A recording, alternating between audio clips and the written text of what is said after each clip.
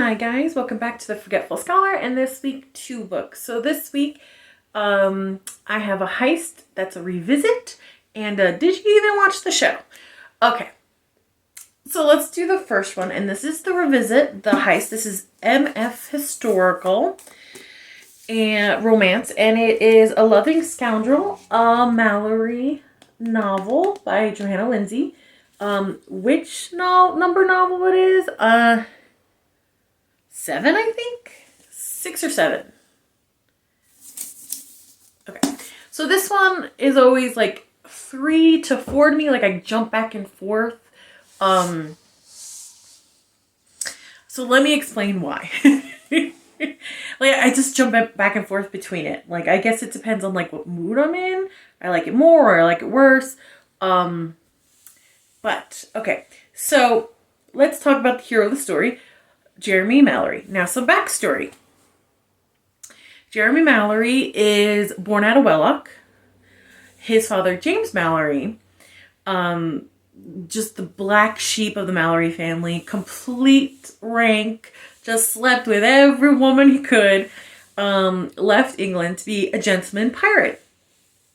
What he likes to say. But he was a pirate, right? And in one of the islands, in a tavern, he met Jeremy's mom.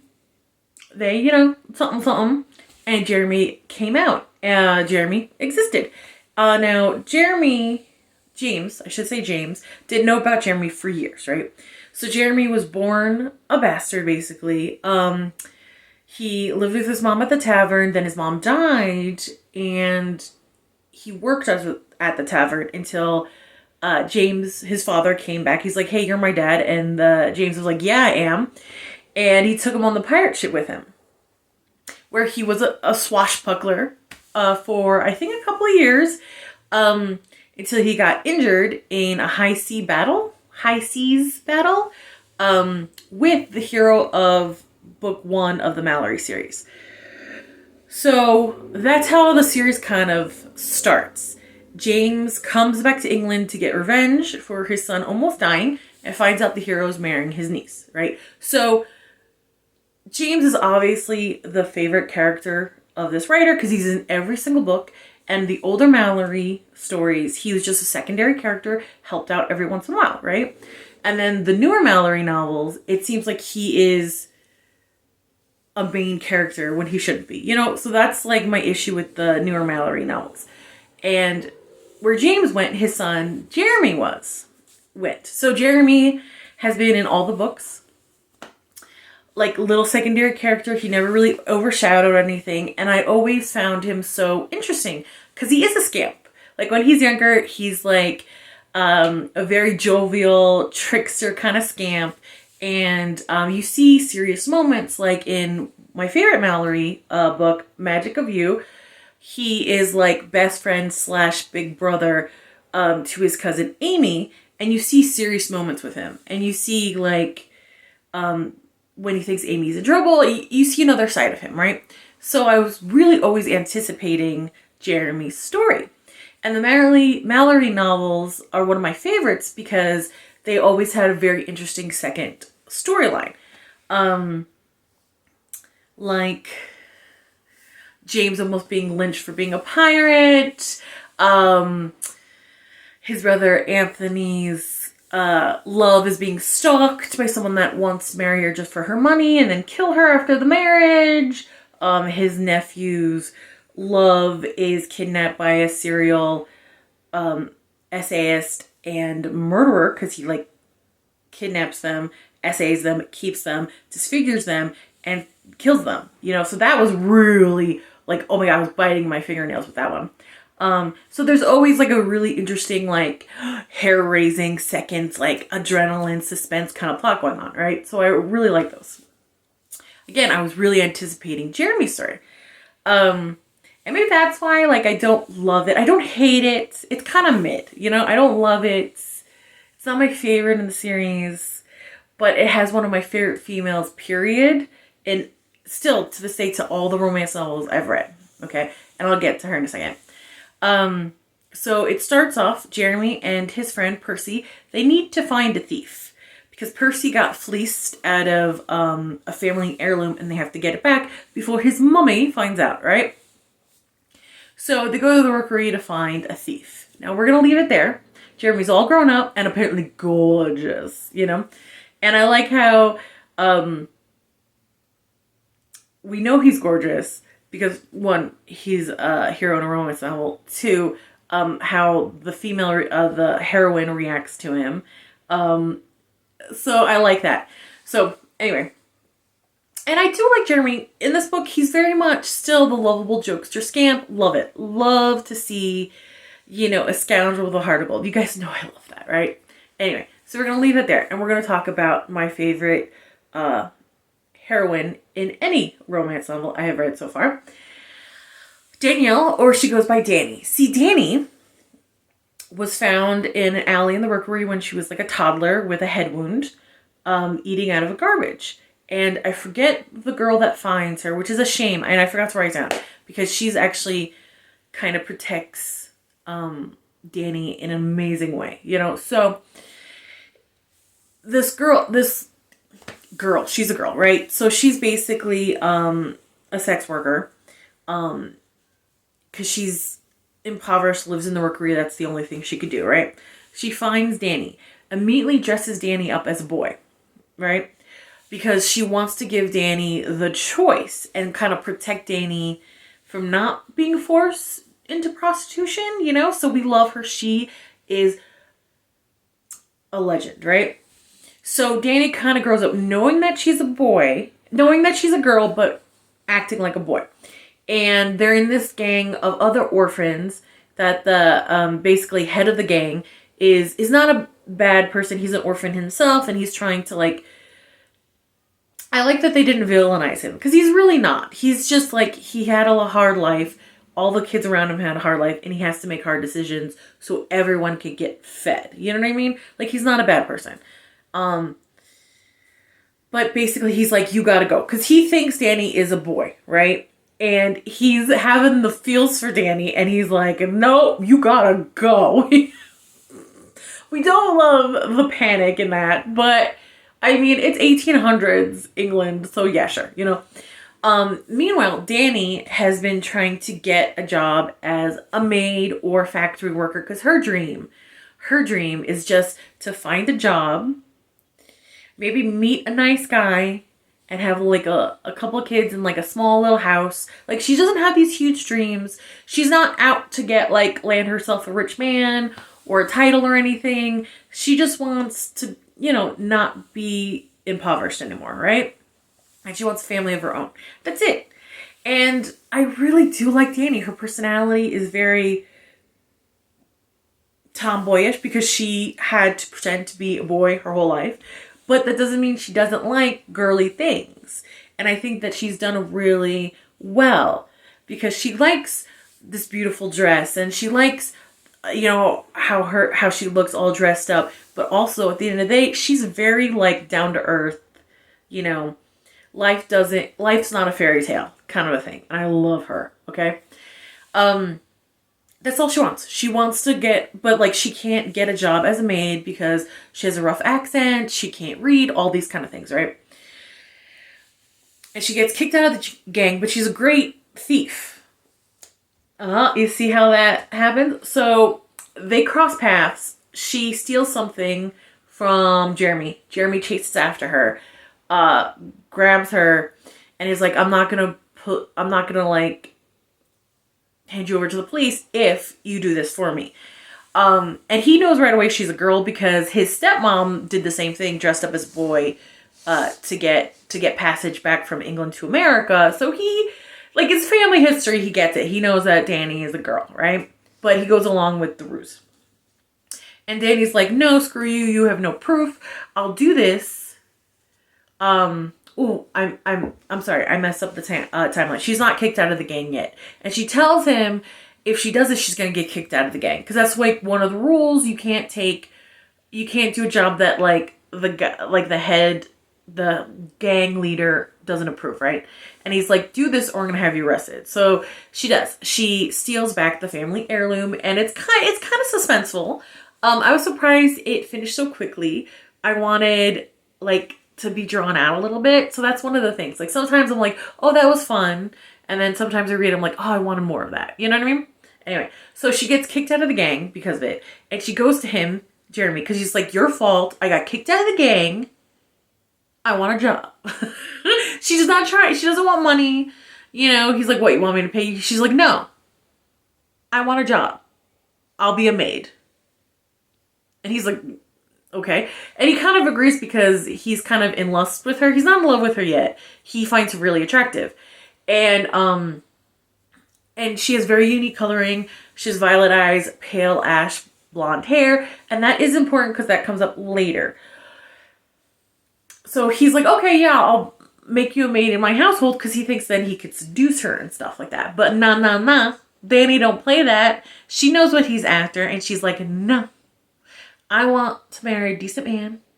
Like, he could be a farmer, a chauffeur. Like, I don't care. You know what I mean? But it ain't gonna be you. I ain't gonna be no, aristocrat's mistress. You know? I really like Danny, right? And she doesn't fall at Jeremy's feet like every other woman that's not related to him does. So that's a lot of fun. Meanwhile, I would say, like, it's supposed to be the secondary plot line, but, like, it wasn't in it enough. Like, there wasn't enough scenes where, like, oh shit, that she almost got to, like, feel any kind of way about it, right? Because someone killed her family and is trying to kill her because apparently she's secretly an aristocrat, which I don't really like that she's secretly an aristocrat. Secretly part of the prestige, the ton, the peer. I kind of wanted her to stay a normal person and Jeremy marry her anyway because they're Malorys. They break all the rules. You know what I mean? They just do. In fact, like the head of the family married his housekeeper who's been his mistress for 30 years and the mother of his son. He just married her. You know what I mean? So it's not unprecedented. I do like that someone's trying to kill her. I know that sounds weird. That's a weird sentence to say, but that was a lot of fun. I wish there was more of that. I wish she wasn't an aristocrat. I do like the ending, how she opens up an orphanage and the girl that dressed her up as a boy and the gang leader are in charge of it. And the kids from the rookery are the first orphans there. And, like, that's a really sweet ending. Happily ever after and all that stuff. That's fine. But like I said, I wish she was an aristocrat because it just seems too deus ex machina almost to make the problem go away. And the problem is that she wasn't part of the ton. And, like, again, since the head of the family married, like, a working class person, that seems kind of ridiculous. And what that would put this in, like, 5-star, that I wish every time I read it that they did. I want more character study with Jeremy. Because every book he's in, I always wonder, like, how he felt about being, in the tavern, then being a pirate, then all of a sudden having to have to refine his accent, having to go to boarding school, be educated for the ton, and then have nothing to do. I kind of wanted there to be a little bit of him being, like, the bored rich and how he kind of hates it because he grew up more working class and, like, finding satisfaction in working. Because, like, Danny loves working. She loves being a maid, an honest, hard day's work. She loves it, which I really like, too. So, like, I just wanted more character study for Jeremy, especially since he's basically the reason the whole Malory series started. Because he's the one that got injured that brings his father back in the stories, the series starts. So I really wish Johanna Lindsey went in on that. I really wish she talked about, just have him, like, his past is a way for him to relate to Danny, which is nice, but I just wanted to know, like, what he felt about having nothing to do all day, what he felt about kind of hiding, where he's really from. What does he feel about, like, knowing all these skills, like how to, like, pick a lock and do all these things that he's not supposed to know, but he does. And, like, what do you do all day? Like, if you're used to so much activity and then all of a sudden you have nothing to do you love that? Do you hate that? We do get that he loves his family, which is sweet. I just wish we got a little bit more angst from him a little bit. I know that sounds weird, but I wish we did. So, that was my revisit of A Loving Scoundrel. Again, 3 to 4, depending on how I feel. I wish it was 5, because Jeremy... I just wish we got more of him. Okay, so this one is... Did you even watch the show? Okay. So, this is a cozy mystery, and it's Murder, She Wrote, Brandy and Bullets. It says by Jessica Fletcher, but you know. And Donald Bren. I have no idea which one this is in the series. I saw it in the thrift bookstore for $1.20, I think. So I was like, yoink. Because I am a huge nerd. And I love Murder, She Wrote, okay? I grew up with the reruns. I love it. I have the box set. You know, when I'm having a really shitty day, whether it's emotional, physical, I feel ill, or I hurt, or, you know, whatever. I put on Murder, She Wrote, and it is my happy place. Growing up, I wanted to be Jessica Fletcher. Still do, really. Anyway... And I always knew there was books, but they weren't really in my sphere. I never saw them, stuff like that. So when I saw them at the secondhand store, ooh, I gotta read them. And thank goodness my brother was there, because he's like, just buy one. Because there was like 20 on the shelf. He's like, just buy one, see if you like it, and you could always come back. You crazy. And I was like, okay, all right, that's true. And I'm happy he did it, because man, like, this is... The only reason it's a 2-star and not a 1-star is because the mystery, fair enough, it was alright, okay? Now, Murder, She Wrote has a sort of quirky humor, like a campy kind of humor to it that was not in this book. There's no humor in this book, you know, which I was kind of disappointed. And as the book progressed, I was like, wait a minute, does the author just know about, like, Jessica Fletcher, Seth Hazlitt, the Dr. Seth Hazlitt, and the police chief, Mort Metzger, and that's kind of it, because everything else was like, wait, what? You know? Okay. My first red flag was like, wait a minute, but we'll move on, because it's not a huge plot point. The mayor in this is some woman named Sybil, and, I mean, correct me if I'm wrong, because maybe in the later seasons it changes, but I don't remember it changing. That the mayor has always been Sam. So I was like, where's Sam? Shouldn't he be the mayor? I was like, oh, that's it's a 3rd-tier character, Jessica. Don't worry about it. Keep going, right? And from, I don't know, page 50, I was like, okay, so hypnosis was, okay. Because, like, page 50, her old friend, a professional hypnotist, asked her to come see a show. And I'm like, okay, that wasn't too big of a coincidence, because that happens on the show all the time, you know, because Jessica Fletcher is friends with the world, literally everybody. So I'm like, okay. So obviously, since the hypnotist is in the book, there's going to be hypnosis is one of the factors for the death. So there is this estate in Catacode that turns into a creative center for writers, painters, musicians, right? Okay, so a girl kills herself there. Mort is suspicious. And Jessica, it's just Jessica. She's curious, right? So that's on the back burner, right? And then her friends invites her to the hypnotist show. She goes, and I'm like, okay, so it's obviously hypnosis, right? Yeah, it turned out it is hypnosis. Spoiler alert. Another girl tries to kill herself. Her friend, who used to live in Cabot Cove, then moved to LA and has writer's block for like a year or so. He disappears.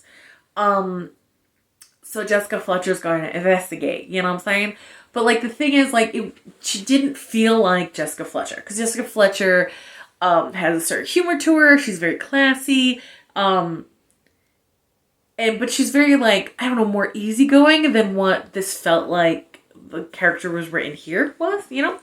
And when this creative art, another problem I have with it, when this creative art commune, whatever, opens up, they had a party, and Mort was dancing with this beautiful model-esque person, right? No mention of his wife, Adele, who is the best character in Kevin Cove that you never see on screen. An ex-Marine, does karate tournaments, teaches self-defense. And you know what I love the best? This is why I love Mort. Because every time he talks about Adele, you can see how much pride he has in like all of her accomplishments. Like, we love a supportive man. Like, that is wonderful, right? No mention of Adele. No mention of him like on a date with this model, even though he's married. So I'm like, okay, the writer must not have watched the show. Because like, Adele is not someone you forget, even though you never see her. She's amazing. You know what I mean? So I'm like, okay, that's weird. And then what really drove me nuts, and honestly, I did not realize I knew so much lore of like Murder, She Wrote, and I did not realize I would get so mad about it being wrong.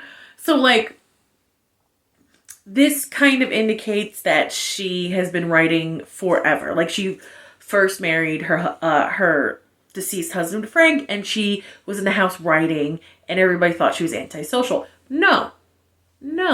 She married Frank, and she met Frank at the Cabot Cove Theater Club, and she was a high school English teacher. Comes up multiple times. It's right in the pilot, and they kept it for the rest of the show because sometimes pilots change things. There's a lot of episodes where a past student needs her help, okay? So, no.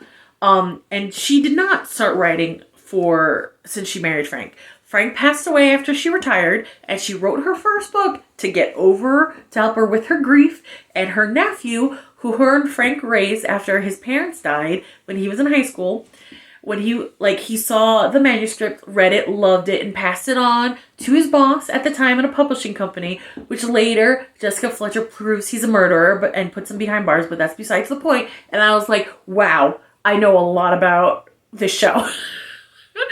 But I was like, no. If it's the Metzger era, then yeah, she's already like a best-selling novelist. But she started just a couple years earlier, like 3 or 4 years earlier. It hasn't been her whole career. Because again, there's an episode later where she ends up in this MLM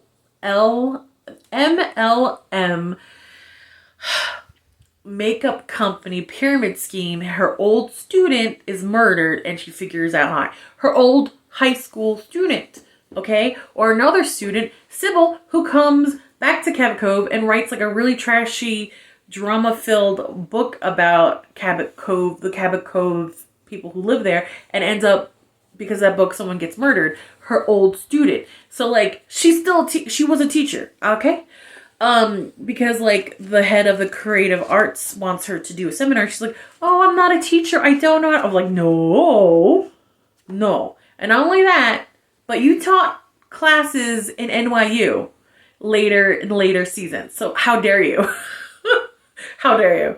And then when she's suspicious of the people working there, right? And so she goes undercover to go in there because she says she has writer block. So she goes there undercover to, figure out and find her friend. Pure Jessica Fletcher there. How many times has she gone undercover? Numerous. I always love it when she goes undercover. It's hilarious. Anyway, she goes to a hypnotic they hypnotize her to kill herself, which makes no sense because if she kills herself, there's going to be even more scrutiny on, it made no sense for her to do that, right? So she's about to shoot herself in the head, which also, no, let me go back a step why this bothered me. During the therapy session, she says she's an only child. Fuck you are! You have like a bazillion nieces and nephews. In one episode, your niece and Jessica Fletcher go on a cruise because the niece's husband recently died, and she wants to go on a cruise with her favorite aunt, and her brother is in a scene. So no, she's got siblings, and she's got a cousin in Scotland that she's really close to. So fuck you.